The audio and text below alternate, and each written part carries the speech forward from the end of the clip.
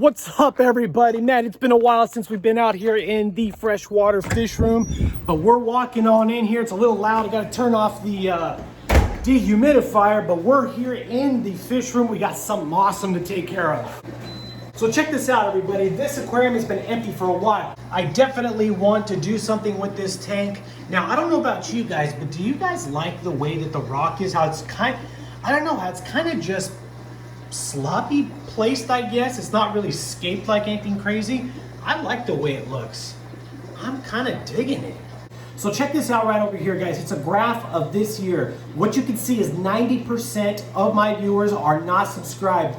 It would be awesome if you guys could consider subscribing to the channel. That would be awesome to change that percentage. Basically, what I want to start doing is getting this glass all cleaned up so it's not so foggy looking. It's got, just some of that buildup from the sun that comes in that corner. This is a 75-gallon tank. Now, as you can see, what I did was I have a power head here to push water over the top to create that surface agitation for oxygen exchange. And then I got a sponge filter here behind the rock, hoping that it, is gonna look somewhat decent. But one thing you can see is this power head, it's causing the sand to fly out right here. I definitely want to change that, but if I add the sand right back there, it's just gonna poof, come right back over here. So what do you guys think of something like this? Coming over here and putting a rock down in this corner, just to kind of change it to where it doesn't necessarily need the sand, but it covers the bottom. All right, let's do the fun part of the video here, getting this thing all sped up, getting all the work done in a certain amount of time. So as you can see, what we're doing here is we're getting some rocks moved around, we're getting some of the sand moved around. Definitely, again, when you guys are moving sand, if you happen to be using a algae scrubber for like cleaning the glass, make sure the sand is not on there when you're hitting your glass. You don't want to scratch it.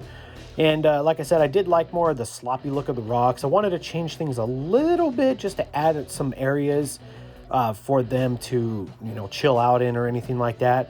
As you will see in just a little bit, my judgment was way off on this because the fish are nowhere near the size that are going to fit inside those little caves that I did. But anyway, yeah, just the fun part of getting it all scaped out how you like it. And that's it. Right on, so we got the tank set here. Now what's really great is I have this tank on my auto water change system, and I also have it on the old water change system. So if I do a big water change, there you go, filling up with warm water. Man, that's awesome. All right, so check this out right here. So I use this eShops overflow to work for my auto water change system. You can see that it's primed, but the water now is flowing into here, and you're gonna see it. See how it's filling up? And now it's going down the drain. What I'm doing is I'm wanting to adjust this. So as you can see, I want the water level to not come so low, but I also need it to be high enough so that I don't see water underneath this lip. So right now I have it all full and going. So once it stops, I'll know how much to lower that. Check it out, I got it adjusted, and as you can see how the water level on here is coming way down. So basically it's slowing down right now, and as you can see, we're coming to the bottom of the teeth, which I think this is gonna be a good level for it to be at.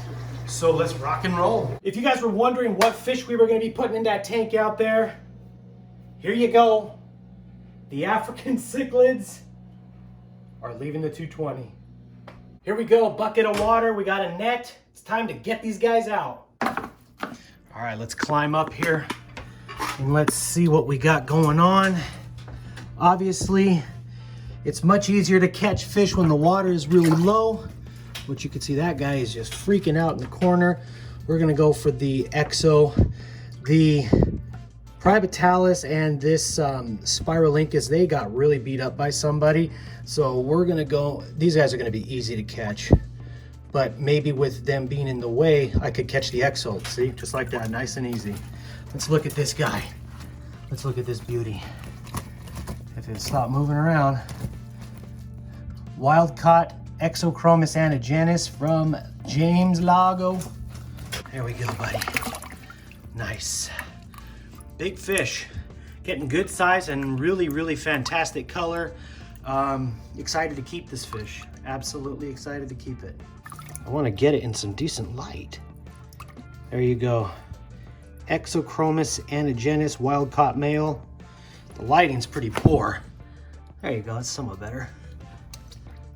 Let's go after the Phoenix. This guy's also a bit stressed. Someone's been picking on him big time as well. I mean, see how easy that was to catch? That should not happen. Being in a new home, no established territories will make a difference. The Nigraventor. There we go. Tyrannochromis nigraventor. Probably gonna go in a separate tank. All right, let's get this. Sorry guys. Big fish, 5-gallon bucket. You can get an idea of how big these guys are. This is a 5-gallon bucket. All right, where is the tangerine tiger?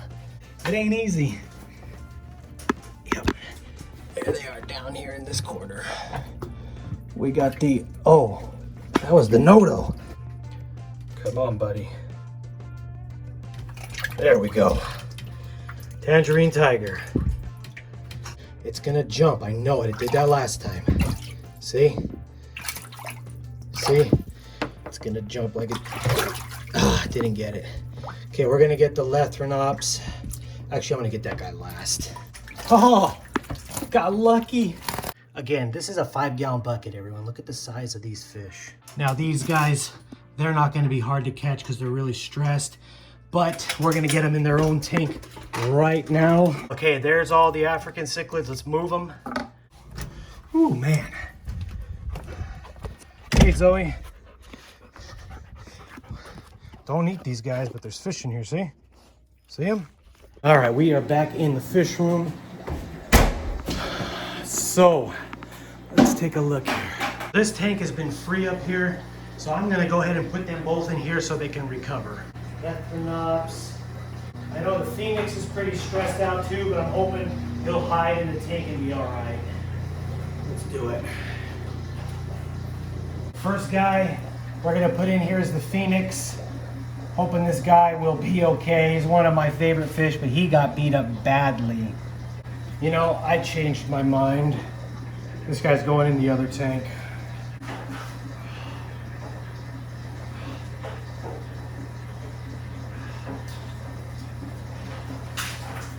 The Exochromis anagennis. They're all a bit stressed. That's okay. It happens. Next, we got a Buccochromis nototania. Since the other guys were in that other tank, we're gonna go ahead and put the Nigraventor in here. And the tangerine tiger. There it goes. All right, let's let these guys settle in for a while. Oh man, that's so frustrating. This guy seems to be somewhat okay, but oh man, I hope the Phoenix rights his way up. So frustrating. That's part of being an African cichlid keeper. You're gonna have this happen. Shoot. Well, everybody, it is the end of an era for the 220-gallon African cichlid tank. If you guys want to know what I'm going to do next, definitely hit that subscribe button. And again, I only have 10% of viewership that are subscribed. So if you guys can hit that sub button so we can bring that 90% down and that 10% up, that would be so awesome, man. I would appreciate it. That would be absolutely awesome. So yeah, that's what we got going on here.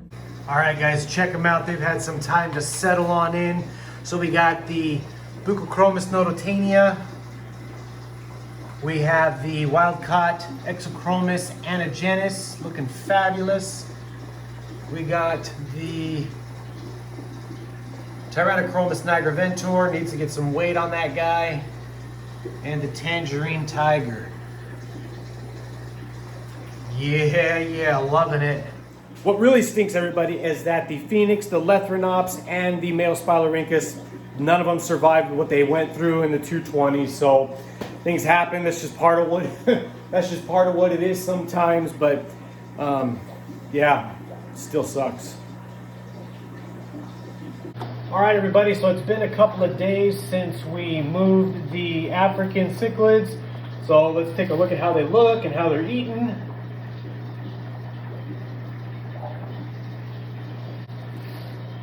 Buconodo, Nigroventor, Exochromis. This guy's looking fantastic, the Anagenus. Tangerine Tiger. This is going to be their new home in this tank for now. We'll see what goes on down the road with the Nigroventor and with the Tangerine Tiger. I know the Exochromis and the Buco both get big, but you know, I don't know. I think I might keep those and maybe I might move on from those two. I don't know. But definitely got some ideas on what to do. So we'll see what happens as things go. All right, let's take an up close look at these guys. Look at this Anagenus, guys. Flexing, got that blue. The yellow looks fabulous. Very beautiful fish, wild caught. Egg spots are phenomenal. Got the Tangerine Tiger back there. It's a really big fish. The camera does no justice. It's a massive fish. Then you got the Nigroventor. They're all eating right now. And the Buconodo. This is a F1 from my original breeding group I had years ago. This was the only one that made it through everything, and obviously I'm keeping them. But man, look at that Exo. Really excited to see these guys settling in here in the 75-gallon tank inside the fish room. Maybe we might add more, not sure yet. We'll see how things go. We got things going on with the 220. If you want to know what we're going to be doing with that 220, definitely subscribe and hit that notification bell. Also, if you guys can comment down below, like, share, all that good stuff, and we'll go from there. Check this out, old school Inventory King merch. That thing is old. But anyway, thanks again, everybody. We'll talk to you soon. Stay tanked.